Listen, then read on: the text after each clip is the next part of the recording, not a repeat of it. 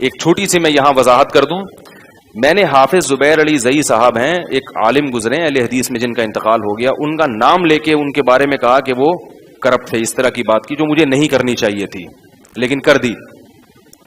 نام لے کے کسی پر اس طرح سے رد نہیں کرنا چاہیے تھا، لیکن بہرحال وہ پتہ نہیں کیا بات چل رہی تھی کہ میں نے کر دی.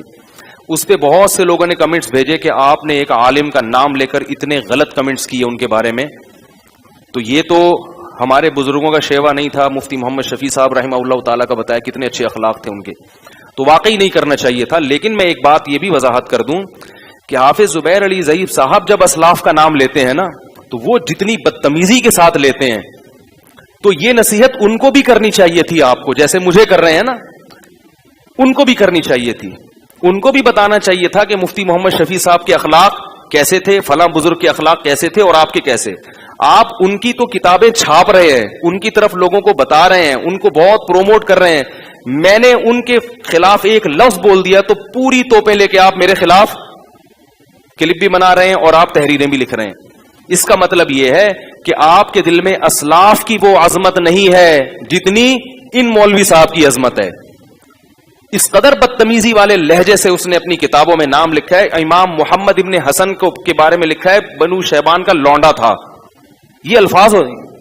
حالانکہ امام محمد ابن حسن کے بارے میں امام شافعی رحمۃ اللہ علیہ کہتے ہیں کہ میں نے محمد ابن حسن سے جتنا علم حاصل کیا اتنا کسی اور سے حاصل نہیں کیا. اور کہتے ہیں میں نے اتنی کتابیں پڑھی، اتنی کہ اونٹوں پہ لادی جا سکتی ہیں وہ.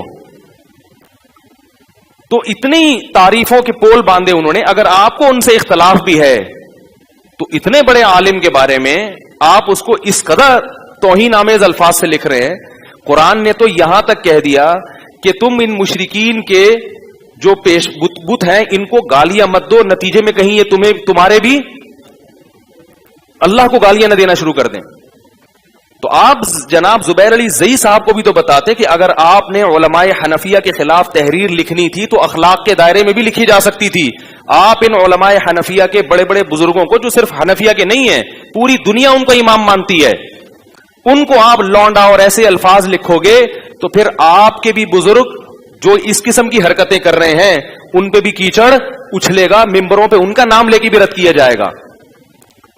جو تحریر میرے خلاف لکھی ہے ایسی ہی تحریر آپ کو ان کے خلاف بھی لکھنی چاہیے تھی، زبیر علی زئی صاحب کے خلاف. پھر بھی میں کوشش کروں گا کہ آئندہ میں اس قسم کی بات نہ کروں. لیکن یہ ایک بات تھی جو میں نے بتا دی ہے کہ جب آپ ہمیں یہ نصیحت کر رہے ہیں تو آپ کو یہ بھی چاہیے کہ اپنے ان بزرگ کو بھی جب یہ زندہ تھے آپ کو نصیحت کرنی چاہیے تھی کہ آپ کا یہ لب و لہجہ بولو بھائی یہ صحیح نہیں ہے. آپ علماء سے علمی اختلاف کریں 100 دفعہ، مگر یہ لب و لہجہ آپ کے لیے اختیار کرنا جائز نہیں ہے. اور یہ بھی یاد رکھو کہ دیوبندیوں میں بھی جو اس قسم کا لب و لہجہ اختیار کرتے ہیں بھی خلاف اسی طرح ہوں. یہ مطلب نہیں ہے کہ ہمارے والوں کے لیے سب کچھ حلال ہو گیا اور ان کے لیے سب حرام ہے. ہمارے لوگ بھی ایسے ہیں کہ جب وہ کسی مسلک کے عالم پر رد، ہمارے سب لوگ نہیں، بعض لوگ کہ جب وہ کسی مسلک کے عالم پر رد کرتے ہیں تو تمیز کا دائرہ اخلاق کے دائرے سے باہر نکل آتے ہیں. تو یہ سب جگہ ہے اور جہاں بھی ہے غلط ہے. تو یہ ایک وضاحت تھی جو میں نے کرنی تھی.